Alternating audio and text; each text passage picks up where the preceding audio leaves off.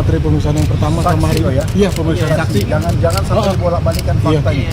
Saya sebagai saksi bukan tersangka. Iya, maksudnya materi pemeriksaan. Karena berbicara ini bertanggung jawab hari kiamat, Pak. Iya. Ya, saya dipanggil sebagai saksi dan saksi itu kalau dipanggil pasti terpercaya. Iya. Nggak mungkin dipanggil kalau pendusta kan. Nah, seperti itu. Jadi penting dikasih Makanya tahu. materi pemeriksaan saksinya. Dan hari ini saya dipanggil kapasitasnya sebagai ketua asosiasi biara haji. Seperti itu. Kalau dengan Fuad Masyur juga nggak kenal Ustadz? Kenal nggak Ustaz? Bukan nggak kenal, kan secara umum pasti orang kenal. Tapi pernah berinteraksi nggak Ustadz? Nggak, pasti kalau masalah urusan seperti ini pasti tidak. Ya.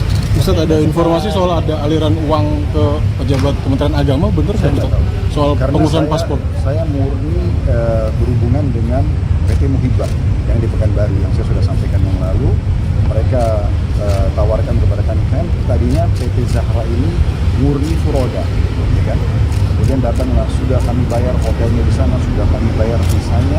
Nah tiba-tiba datang PT Muhibah ini nawarkan dengan alasan jelas visa resmi. Makanya kami semua terdaftar di PT Muhibah. Sudah kami serahkan semua ke pihak KPK data itu. Nah, saya pun namanya di PT Muhibah.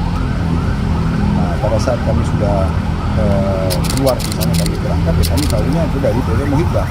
Jadi kami cuma sampai di situ, kami tidak pernah tahu masalah Kementerian Agama, stafnya, tidak pernah kami interaksi sama sekali. Sebatas makanya saya bahasakan kami korban. Tapi Anda mengenal Ismail Adam atau? Oh enggak. Nama-nama bukan kalau bukan masalah tidak kenal. Mungkin saya tidak tahu pernah ketemu atau apa, tapi saya tidak pernah tahu tentang permasalahan bicara masalah haji atau apa itu saya tidak pernah tahu masalah. Karena sebatas kami, saya ke Ibnu Mas'ud Muhibah. Clear sampai di situ aja. Kalau selanjutnya saya tidak paham. Tapi kemarin Ustadz melakukan pengembalian uang itu, kalau boleh tahu itu uang apa ya Ustadz dan berapa jumlahnya? Jadi PT Muhibah mengembalikan dana kepada kami, kami pun tidak tahu uang apa. Jumlahnya sekitar 8,4 M kan gitu. Iya. Dikembalikan. Saya tidak tahu pecahannya ya, tapi sekitar begitu. Dan pada saat kita dikembalikan, kami nggak disampaikan itu uang apa. Cuma dikasih aja. Nah, waktu dipanggil sama KPK mengatakan Ustaz ada uang dari visa itu. Saya bilang iya ada. Ustaz harus kembalikan. Baik, kita kembalikan. Jadi uang itu bukan kami simpan. Uang itu dikasih oleh Muhibah. Terus kami nggak tahu uang apa. KPK minta kami kembalikan pada saat itu. Sebatas itu. Jadi sekali lagi ini adalah kasusnya ini korban. Tapi tidak mempertanyakan balik pada PT Muhibah, ini duit apa 8,4? Sudah ditanya pada saat karena gini, mereka datang kepada staf kami namanya Ari, Mas Ari ini manajernya PT Zahra.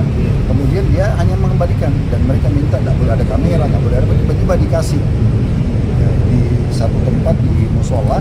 Kemudian manajer itu memberikan pada kami ada uang dikembalikan. Jadi saya pun tidak tahu itu uang apa. Jika dipanggil sama KPK, Ustaz ini uang gini-gini, kami kembalikan.